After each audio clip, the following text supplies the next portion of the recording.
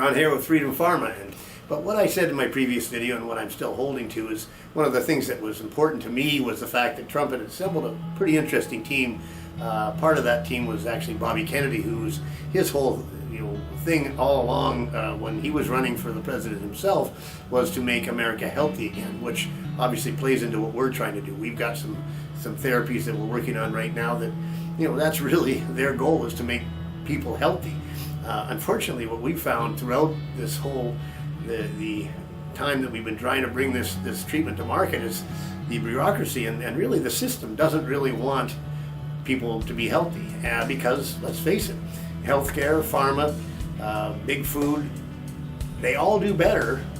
Matter of fact, they have more business when you're unhealthy. Let's face it, the patients are really the product. Our big priority will be to clean up the public health agencies like CDC, NIH, FDA, and the U.S. Department of Agriculture. Those agencies have become sock puppets for the industries that they're supposed to regulate. We're going to steer resources to meet our nation's biggest health challenge, chronic disease. We're going to identify its root cause, and we're going to eliminate those exposures. Hopefully now Bobby Kennedy will be able to do what he said he wanted to do, which is try to help make America healthy again. And funny enough, he's already come out with a tweet on X, and basically I'll read it to you. It's, Robert F. Kennedy, and this was, I'm sure just probably the day after the election, is the FDA's war on public health is about to end. This includes its aggressive suppression of psychedelics, peptides, stem cells, raw milk, hyperbaric therapies, chelating compounds, ivermectin, hydroxychloroquine, vitamins, clean food, sunshine, exercise, nutraceuticals, and anything else that advances human health and can't be patented by pharma. If you work for the FDA and are part of this corrupt system, I have two messages for you. One, preserve your records.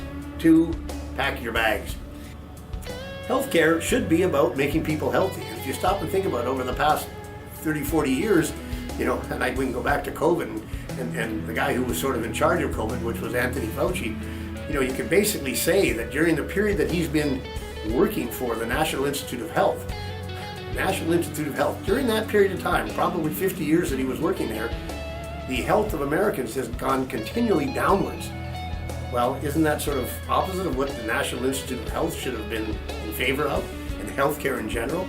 So anyway, interesting to see what's going to happen. We're looking forward to hopefully being part of the whole thing. As a matter of fact, we think that our whole efforts now we're going to be appreciated a whole lot better. And the fact that one of the things we've got going is a treatment for C. difficile infection. And if C. diff is just a bacterial infection, a lot of times you get it in hospitals.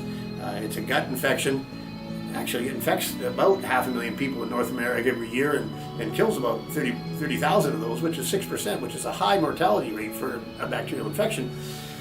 The standard of care, which is a couple of antibiotics they've still got that work to a certain degree, really only about 60 to 80% of the time they treat people that get C. diff. Unfortunately, that is not working very, very well anymore. As a matter of fact, the antibiotics are losing their effectiveness, which is called antimicrobial resistance. And a treatment that we think is going to, as a matter of fact, it cures C. difficile better than the standard of care right now. But we're not getting any traction on that because the industry really is not that keen on curing anything. And so we switched over to a preventive, which you'd think would be a great thing, because now why get that terrible infection to begin with?